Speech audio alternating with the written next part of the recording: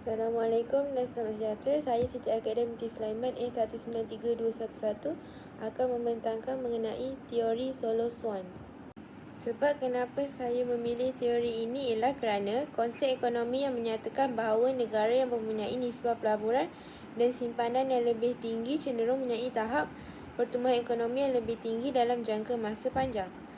Teori Solo Swan adalah berdasarkan penyelidikan dan sumbangan ahli ekonomi Robert Solow dan Trevor Swan. Faktor utama dalam pertumbuhan ekonomi setiap negara terdiri daripada 3 faktor iaitu pengumpulan modal, bilangan pekerja dan kemajuan teknologi.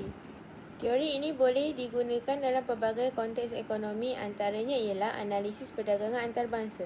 Teori ini membantu untuk memahami bagaimana negara mencapai faedah bersama melalui pengeluaran khusus barangan dan perkhidmatan berdasarkan faktor pengeluaran yang berbeza. Seterusnya, penilaian dasar perdagangan.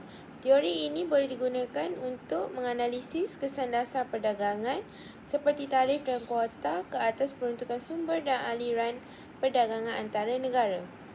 Selain itu, pertumbuhan ekonomi jangka panjang. Teori ini membantu memahami peranan pelaburan dan pengumpulan modal dalam pertumbuhan ekonomi jangka panjang negara. Seterusnya, kajian perbandingan antara negara. Teori Solo Swan boleh digunakan untuk membandingkan perbezaan ekonomi dan aliran perdagangan antara negara berdasarkan faktor pengeluaran yang dimiliki oleh negara. Akhir sekali, dasar pelaburan dan pembangunan. Teori ini memberikan pandangan tentang dasar pelaburan dan pembangunan yang bertujuan untuk meningkatkan kapasiti produktif dan pertumbuhan ekonomi negara. Seterusnya, bagaimanakah kita boleh mengaitkan teori ini dengan senario dunia sebenar? Yang pertama, pelaburan dan pertumbuhan ekonomi.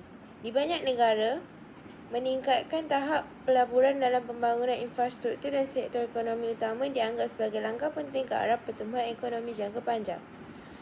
Seterusnya, dasar perdagangan dan perkongsian ekonomi. Sesetengah negara melaksanakan dasar perlindungan atau liberalisasi perdagangan dan berusaha untuk meningkatkan kelebihan perbandingan dan meningkatkan daya saing industri dalam perdagangan antarabangsa. Seterusnya, inovasi dan produktiviti teknologi. Kemajuan dan inovasi teknologi dalam pelbagai sektor ekonomi telah menjadi faktor penting dalam meningkatkan produktiviti dan pertumbuhan ekonomi. Selain itu, faktor demografi. Struktur demografi dalam pertumbuhan penduduk memainkan peranan penting dalam pertumbuhan ekonomi jangka panjang seperti ketersediaan tenaga kerja produktif dan bakal pengguna. Selain itu juga, perbezaan dalam endowment sumber. Negara yang mempunyai endowment sumber asli yang berbeza boleh menjejaskan prestasi ekonomi dan dasar perdagangan mereka.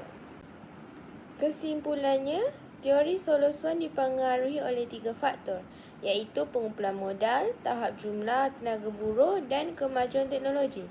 Pengumpulan modal dipengaruhi oleh simpanan, penggunaan dan pelaburan. Lebih besar pendapatan disimpan, lebih besar pelaburan. Sekian, terima kasih.